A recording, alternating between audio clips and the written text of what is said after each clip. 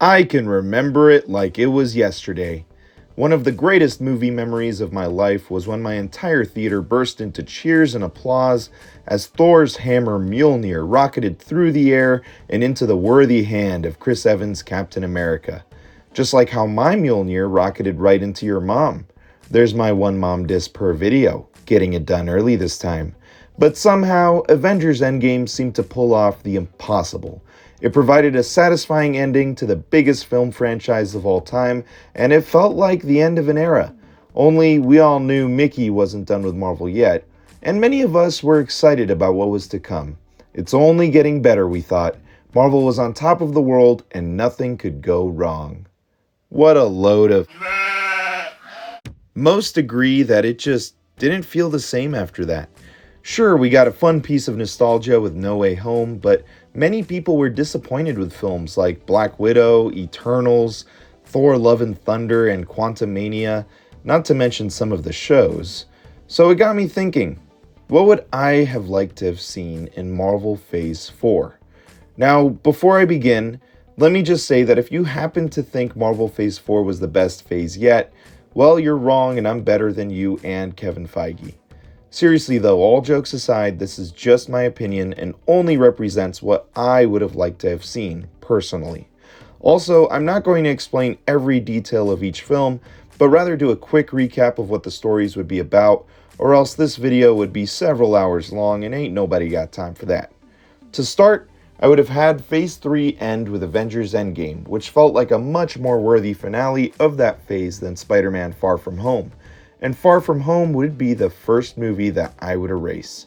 I would still keep some aspects of Phase 4. For example, I do believe Kang is the natural villain to follow Thanos as a result of the Avengers time traveling. I also think that certain things, such as Chadwick Boseman's tragic passing, still needs to be acknowledged, and I would like to still delve into the Spider-Verse, since fans have wanted to see that for some time. As far as the shows go, I wouldn't have placed any important storytelling into the show. I would want people to enjoy watching the films without feeling like they have to do homework by watching 5 Marvel shows. The shows would strictly serve to fill gaps between the movies and complement things happening within the overarching story going on in the phase. Some examples would be Jubilee, a show on the X-Men character Jubilee, who stumbles through a portal and into the MCU from the Fox universe after Endgame breaks the multiverse, but the show would have no overall effects on the MCU. Man Out of Time. This would be a big budget show focused on Chris Evans' Captain America, returning the Infinity Stones and returning Thor's hammer at the end of Avengers Endgame. Maybe he could even team up with Thor for several of the episodes, and the show would end with him reuniting with Peggy Carter in the past. The Blip. A show on the effects of the blip on everyone. This would be more of a grown-up show and would focus mostly on Nick Fury. Again, no overall impact to the MCU, but would show the aftermath of the blip after Hulk snaps everyone back at the end of Avengers Endgame. Amazing Fantasy, a show on Peter Parker's spider adventures right after he got his powers and before meeting Tony Stark. It would be a bit of an origin story and could feature him fighting lesser-known comic villains like Tarantula. Black Widow and Hawkeye. This would be a darker show on Hawkeye and Black Widow's adventures before joining the Avengers. It would be a spy thriller with anti-hero themes, and it could finally give us an opportunity to see what happened during their adventure in Budapest. Just like Budapest all over again. You and I remember Budapest very differently. Dora Milaje. This would be a show following the adventures of the Dora Milaje in the national defense of Wakanda. We'd get Baron Zemo in it as well, and Okoye would be the lead character. As far as the films go, Avengers Endgame was such a fitting end that I would have waited 2 years before releasing the first Phase 4 MCU movie.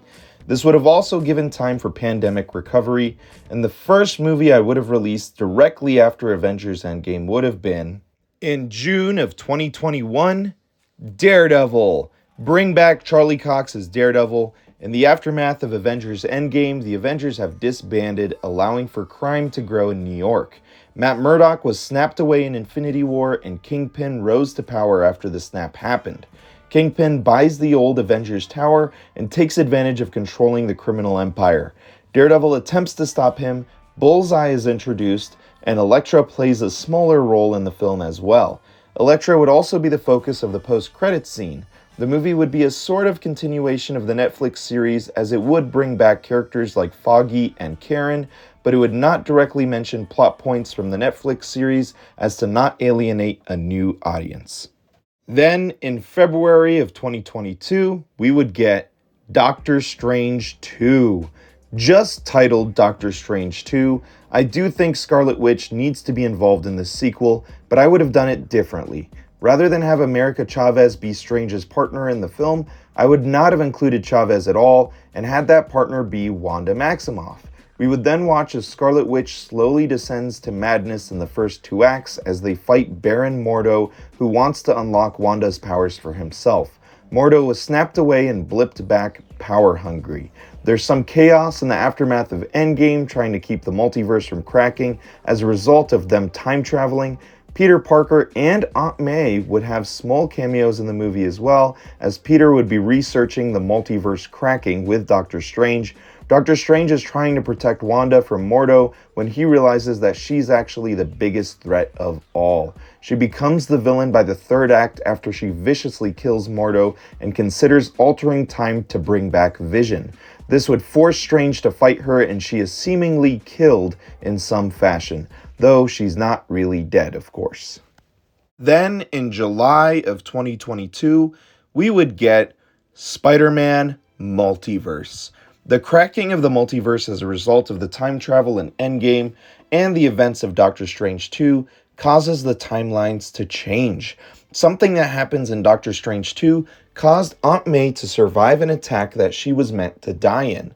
This, mixed with the events of Doctor Strange 2 and the blip, cracks open the multiverse. We see the other Spider-Man, Andrew Garfield and Tobey Maguire, and they battle the Sinister Six with Vulture involved as well.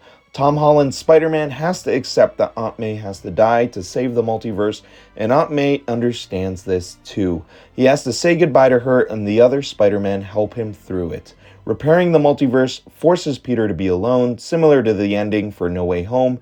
MJ kindles the romance with Peter as she attempts to comfort him in mourning. Then, in December of 2022, we would get Wakanda Forever. We would follow Shuri. Namor would be the main villain, and they are fighting over vibranium. Namor took advantage of T'Challa being snapped away and bullied Wakanda for resources.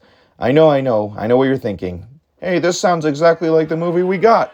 Okay, hold on, Goldilocks. The difference here is that Falcon as Captain America and Bucky would show up to help Shuri as well and mourn Black Panther. Black Panther's son is still teased, and Falcon fully embraces his role as Captain America, and his friendship with Bucky and Shuri grows. Doctor Doom would be teased in this as well, and we would still pay tribute to Chadwick Boseman. Then, in April of 2023, we would get Captain Marvel 2. Captain Marvel investigates the Silver Surfer after helping to save and rehome some of the survivors of Xandar's destruction from when Thanos attacked them for the Power Stone. Silver Surfer was awakened after the events of Avengers Endgame. The sudden repopulation is threatening to awaken a powerful force believed to be Galactus. There are some mentions of Galactus, though we don't see him. Captain Marvel comes to Earth as a portal opens from the multiverse cracking. This portal then allows creatures from another dimension to enter into ours, and we meet Mystique and Rogue, who enter into this universe from that portal. Mystique was often one of Captain Marvel's main enemies in the comic books, and this would be a twist reveal in the beginning of the 3rd act. They are both played by new actresses, both Mystique and Rogue, and Mystique would become the main villain by the 3rd act of the film and escape at the end. In August of 2023, we would then get As Guardians of the Galaxy. Okay, hear me out. I genuinely loved Guardians of the Galaxy Volume 3. I really did. I actually had wanted to see the High Evolutionary as a villain since before he was announced to be in the movie. But my version to fit my version of Phase 4 would have to be a bit different. The Guardians of the Galaxy are on a journey to find Gamora with Thor joining the adventure, hence why it's called As Guardians of the Galaxy. The High Evolutionary is still the villain with Rocket as the focus. Adam Warlock would have to be in this since he was introduced in Volume 2, but here we see him battle Thor. In this version, Rocket and Nebula are both killed in very heroic but sad ways. That's right, they die. Fight me.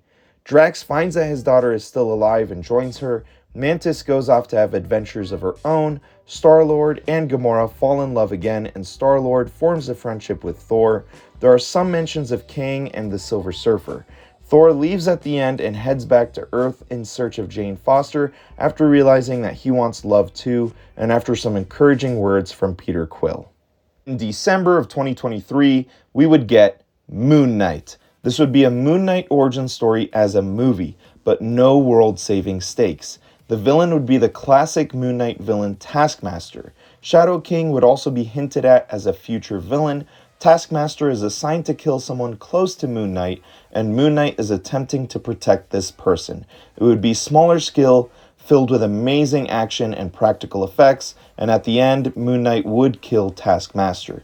Blade would be teased in the post-credits scene. Then, in May of 2024, we would get Deadpool and Wolverine. We follow Deadpool and Wolverine as they traverse the multiverse with Cable's help.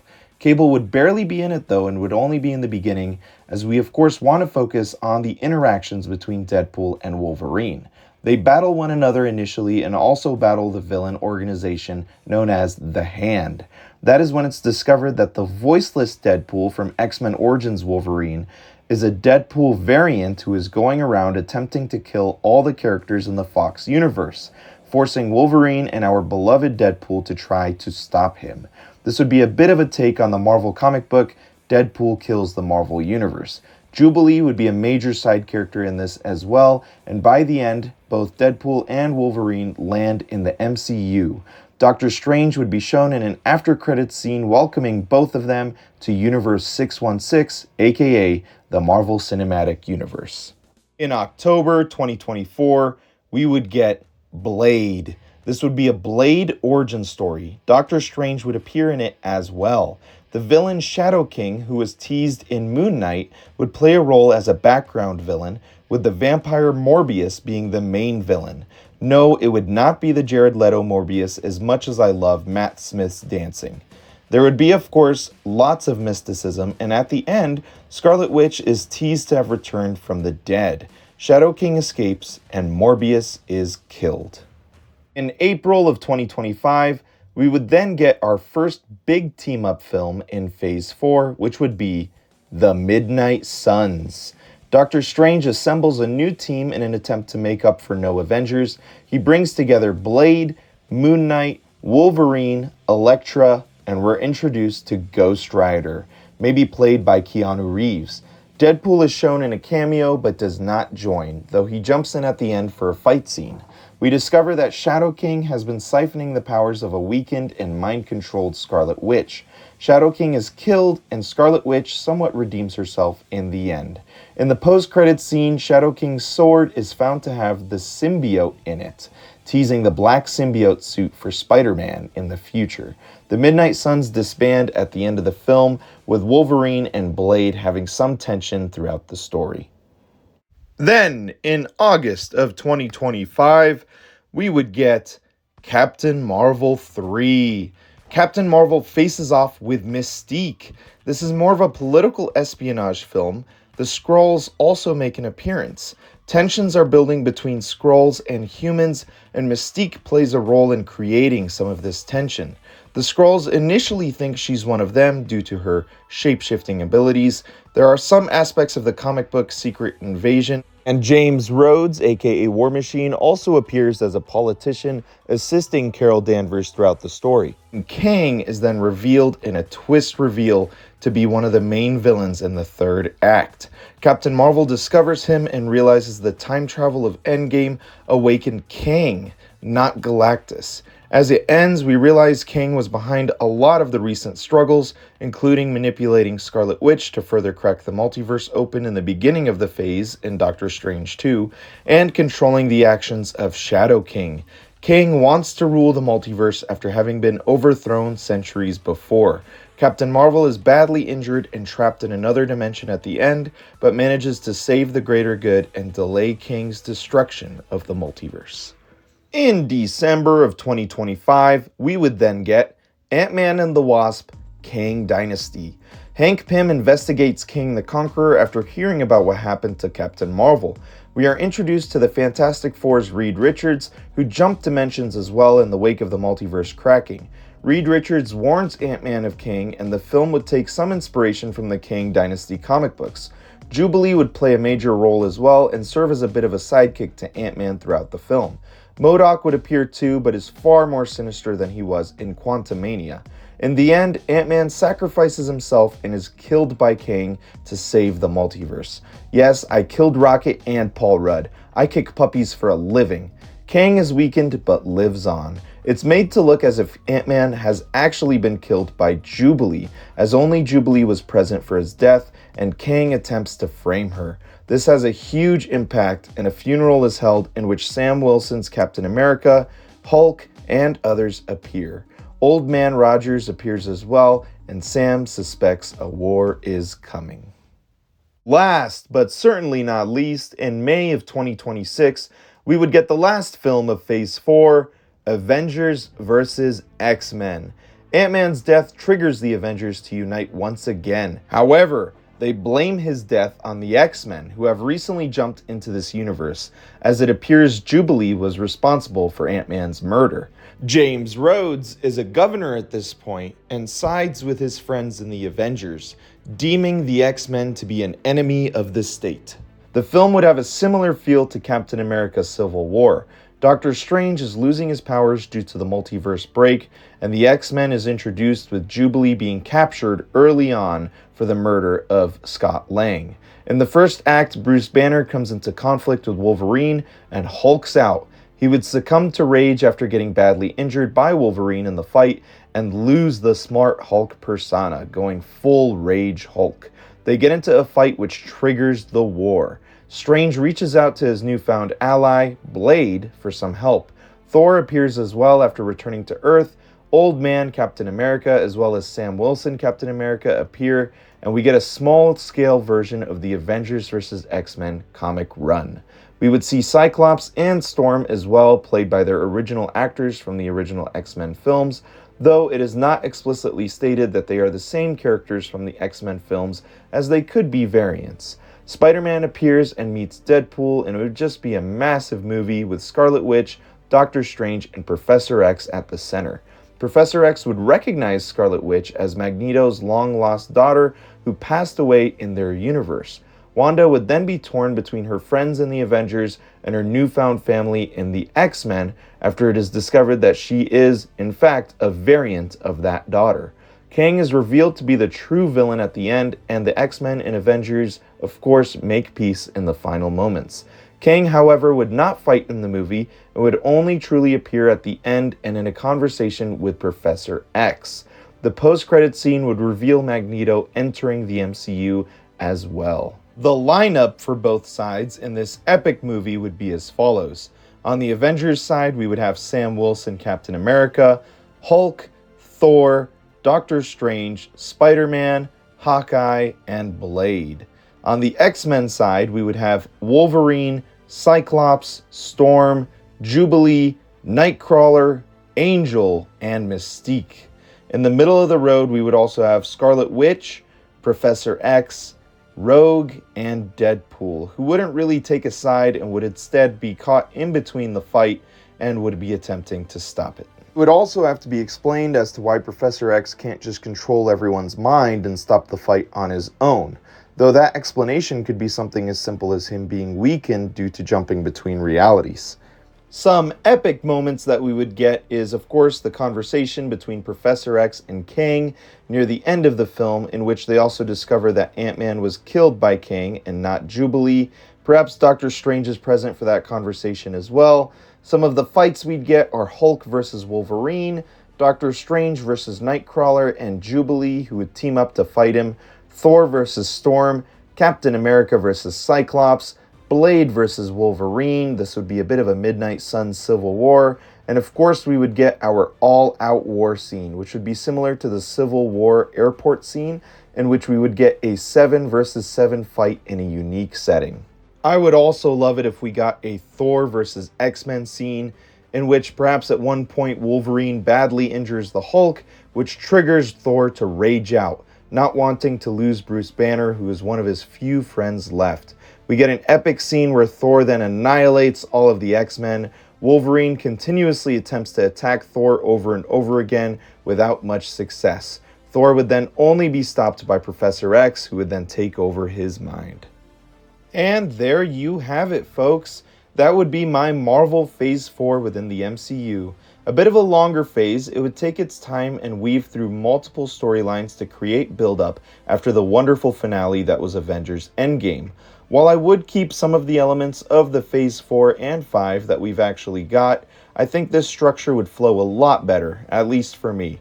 Overall, this version of Phase 4 would consist of 13 movies and of 6 shows sprinkled throughout, which would have no overall effects on the overarching story of the films, but would be fun filler. The phase would end with Daredevil set up with a future in the Avengers teased, though I do think it's important to keep Daredevil grounded in New York City for at least a few years. The X-Men would be introduced, elements of Fantastic Four would be introduced as well, such as Reed Richards in Ant-Man 3, as well as the teasing of Doctor Doom in Wakanda Forever, and the build-up of Kang as the main focus of Phase 5. But most importantly, it would provide a relatively continuous and self-containing story while also establishing many characters from Blade to Ghost Rider for the future. Maybe eventually I'll make a Phase 5 reimagining in the future, but for now, these are some of the titles that I would like to see in the aftermath of this version of Phase 4. Fantastic Four, Daredevil 2, Doctor Strange 3, She-Hulk as a movie, Moon Knight 2 Spirit of Vengeance, which would have Moon Knight teaming up with Ghost Rider, Quasar and Mantis, Spider-Man 3 The Last Hunt, Blade 2, World War Hulk, The X-Men, Thor The Century, Avengers Forever, and Avengers Secret Wars. Anyway, I hope you enjoyed this video. Kevin Feige, hire me, please. This has been a passion project that I've been wanting to make for a few months, and as a huge Marvel fan, I love coming up with ideas like this and hearing ideas from all of you too. If you have any ideas you'd like to share, leave them in the comments below. I'd love to read them. Also, I just want to clarify that while I enjoy doing these reimaginings, I am still very much looking forward to what the MCU does next, and I'm praying that the build-up to the next 2 Avengers films will be good.